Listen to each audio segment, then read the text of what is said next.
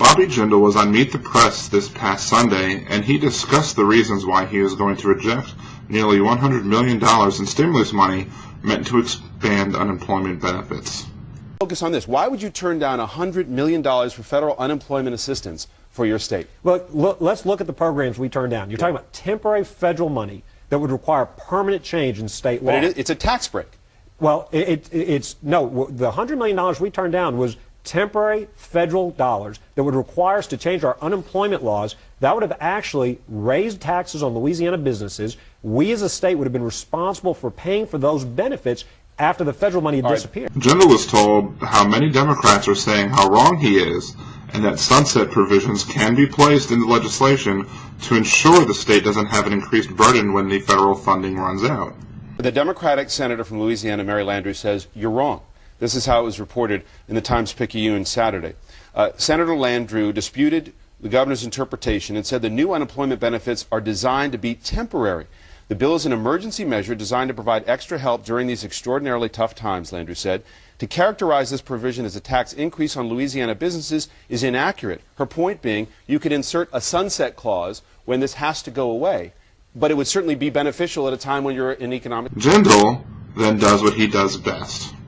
He lies. And here's his response. Stress. That's great, except the federal law, if you actually read the bill, and I know it was 1,000 pages, and I know they got it, at midnight or hours before they voted on it. If you actually read the bill, there's one problem with that. The word permanent is in the bill. It requires the state to make a permanent change in our law. Wrong! Now, all you die-hard Jindal supporters, you don't have to take my word for it. I've made it very easy for you to go look for yourself. In the video description, you will see a link to the stimulus package. You can open the file and search it for the word permanent. You will find several examples, but none of them are found in the context that Jindal has explained to you. The closest I could find was this quote that states, if the Secretary of Labor finds that the state law provisions disregarding any state law provisions which are not then currently in effect as permanent law or which are subject to discontinuation meet the requirements of paragraph 2 or 3, as the case may be, the Secretary of Labor shall thereupon make a certification, blah, blah, blah. But that really says the exact opposite of what Jindal is claiming. It says that if the state law provisions that are enacted to handle the stimulus package meet the federal requirements for this purpose, then the money can be awarded. It also states that the Secretary of Labor can ignore provisions that are not permanent or are set to expire. Saying that he can ignore provisions that are not permanent is not saying that the provisions enacted must be permanent. Period. End of story. Clearly, Jindal is wrong. Perhaps he just hopes that people will just believe what he says because he says it at the time and it must be true. This is not very far-fetched. People have been eating out of Jindal's hand for years now. The majority of the voters of Louisiana, as well as the media, have never questioned him seriously during his previous campaigns. Unfortunately for him, this is being played on a national stage, and there will be likely many in the national media who will call him out on his misleading of the people of Louisiana. Of course, the other opinion would be that you would have to believe that Jindal is stupid.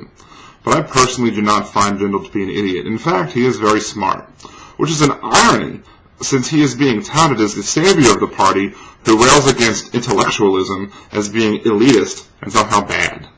But the main problem here is this.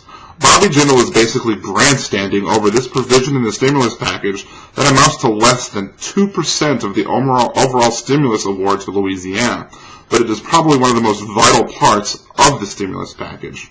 See, in this economy, we have a very poor job market. You have individuals who are struggling to find employment, and the economy is not likely to get better within the year. So Jindal, by rejecting these funds, has basically told the people of Louisiana, too bad if you can't find a job. By not providing the extra safety net that is absolutely called for in this tough economy, Jindal's decision makes it more likely that Louisiana citizens will be more likely to default on credit card payments and mortgages. And for what purpose? Does it help the citizens of Louisiana? No. Does it reduce the federal tax burden of the citizens of Louisiana by rejecting those funds? No. What it does do is it helps put Bobby Jindal front and center in the national spotlight. Because for all the claiming that Jindal does that he, quote, has the job he wants, he sure looks like he has his sights set on something higher. And I sure hope that in 2011, the people of Louisiana are smart enough to realize that Bobby Jindal is just using them for his own political gains, and that he is not there to serve the people of Louisiana.